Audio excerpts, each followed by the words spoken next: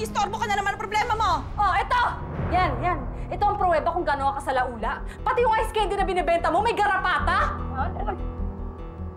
Ano? Tingnan mo! Nalaki, oh. Ito? Ito? Eh, mali ko ba kung kayo ang naglagay niyan, ha? Bakit sa akin mo ipaibintang yan? Eh, kung sinasabitahin niyo yung pagtitinda ko ng ice candy! Ano sa putahe?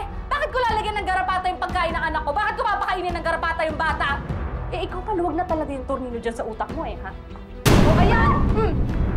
Walang yaka?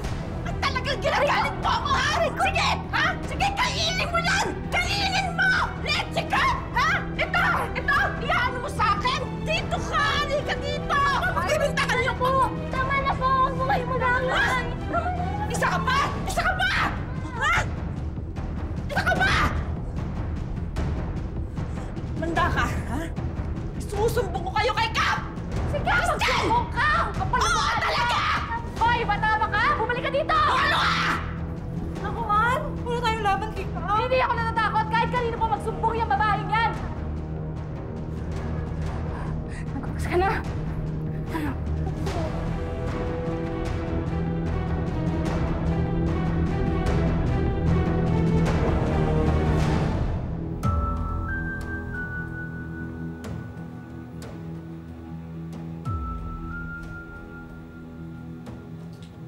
Check mo mabuti, Mari. Baka may garapata pa nakasingit sa ngipin.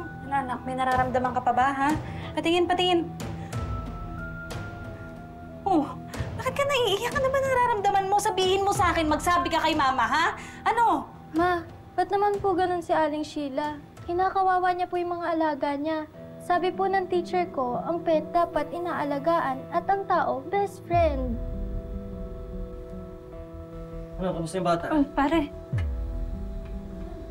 Saan ka galing? Ayun, kung hindi tayo matutulungan ni Cap, dumiretso na ako doon sa munisipyo. Oh. Inspection ko yung mga panindang ice candy ni Sheila. Oh, anong sabi? Action daw ba? Babalikan daw tayo.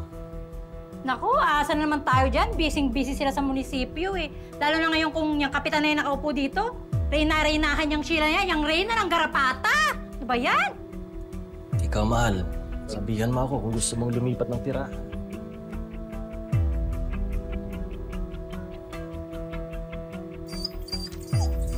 Ano yun? Ewan ko. May umiiyak.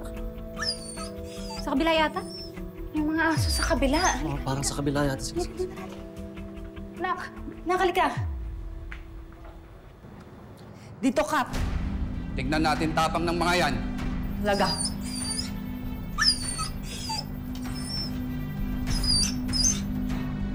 Hoy! Anong ginagawa niyo dyan sa bahay ko, ha? Sheila, yung mga aso mo. Bakit?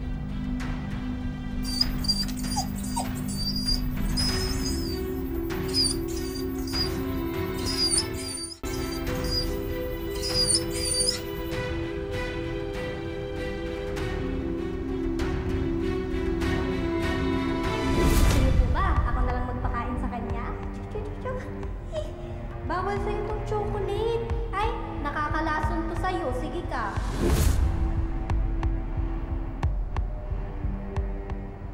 Ikaw? Ikaw bata ka, ha? Ikaw, di ba? May dala kang chocolate, kinakain mo, pinakain mo sa mga alaga ko, Sandali lang! Bakit pa anak namin ang sinisisi mo sa pagiging pabaya mo? Ha? Hindi kami nagkulang sa paalala sa'yo. Naalagaan mo ang mga aso mo. Responsibilidad mo yun, di ba? Kap, kitang-kita ko, yung batang yan, may dalang chocolate. Sigurado ako, inutusan niya nitong mga magulang niya para dispatch sa'yo yung mga alaga ko, di ba? Di ba? Hindi po. Iya, magsabi ka ng totoo.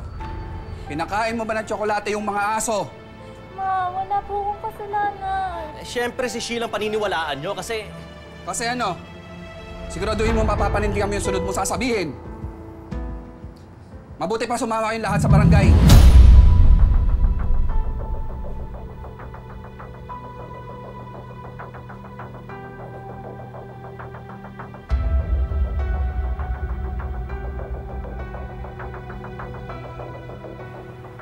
Oh, ayan, oo. Kitang-kita naman eh, hindi naman pinakain ng tsokolate ng anak namin yung mga aso. Nakita lang siya na pumasok, pero wala naman siya pinapakain na aso. Okay.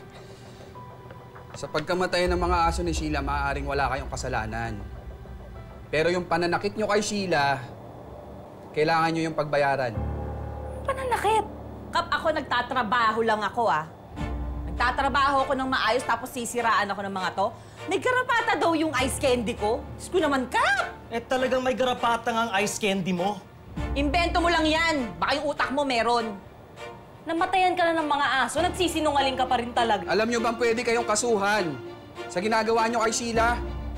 Na pinagkakalat yung may garapata yung ice candy niya? Yun, kuwi kang dito to ang aligasyon.